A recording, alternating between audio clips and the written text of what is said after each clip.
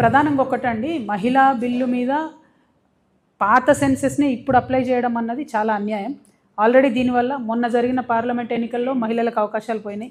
దాదాపు 10-12 రాష్ట్రాల ఎన్నికలు జరిగినాయి, వాటన్నిటిలో కూడా మా అవకాశాలు పోయినాయి. ఇప్పుడు ఈ అవకాశాలన్నీ పోగొట్టింది 2027 సెన్సెస్ వస్తే ఆ డీటెయిల్స్తో ఏదో లాభం జరుగుతుందని మేము అనుకున్నాం. ఇంకొక ఏడాది అయితే 2027 వస్తుంది. మరి ఆ సెన్సెస్ కోసం ఆగితే డెఫినెట్గా మహిళలకు ఇంకొన్ని సీట్లు ఎక్కువ పెరుగుతాయేమో అని ఒక ఆలోచన.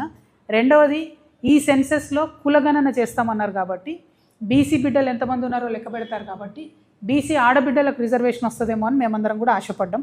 కానీ ఆ 2027 సెన్సెస్ వరకు ఆగకపోవడం వెనుక భారతీయ జనతా పార్టీ మరొకసారి వాళ్ళు బీసీ వ్యతిరేకులు అని చెప్పి వాళ్ళంతటా వాళ్ళే నిరూపించుకుంటా ఉన్నారు. దయచేసి బీసీ బిడ్డలు ఆడబిడ్డలు వేచి చూడొద్దు. చాలా బలంగా మనం కోరాల్సిన అవసరం ఉంది. అర్జెంట్ ఏం లేదు మనకు ఇప్పుడు సీట్ల కోసం, ఎందుకంటే మధ్యలో ఇంకొక 5-6 రాష్ట్రాల ఎన్నికలే ఉన్నాయి.